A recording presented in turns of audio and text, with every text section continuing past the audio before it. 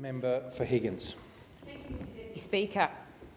The protest sparked by the events in America has sent reverberations around the world and visibly and viscerally expressed hurt, anger and disappointment about the systemic challenges faced by our Black and First Nations communities.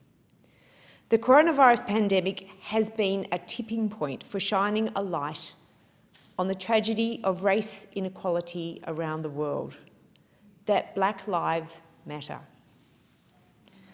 And as Australians, we too need to look at our race relations. The statement from the heart and our desire as a country to grapple with how to implement it highlights that we are currently at an important milestone in our country's history with regards to Indigenous recognition and reconciliation. This is a time for us to rethink, to reassess, to reconsider. What can we do differently as a country to provide hope to those who've suffered from racial injustices? Hope that their concerns will be taken seriously. Hope that they do not need to suffer in silence.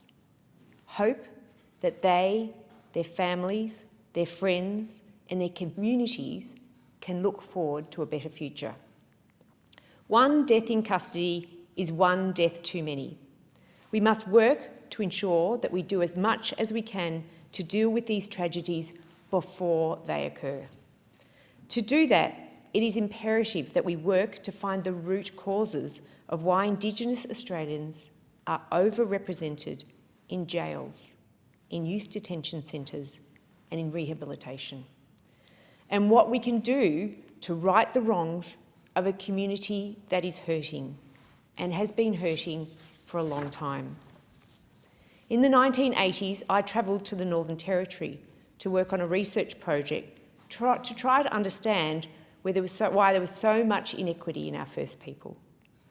I wanted to understand for myself what was going on, to understand better why Indigenous people continue to suffer.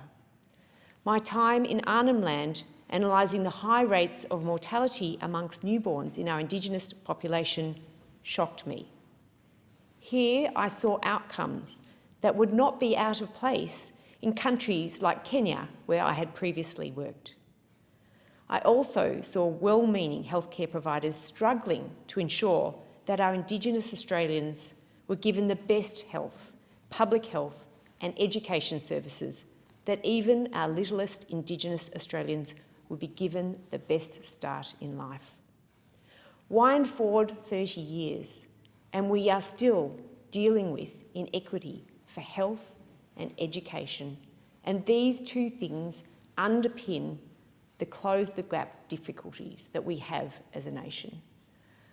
I commend the fact that the first Indigenous Minister for Indigenous Australians has now been elevated to the Cabinet. The Minister, Ken Wyatt, he's doing a wonderful job bringing Australians together, consulting widely and seeking to move forward on this important area. Order. Thank you, Mr.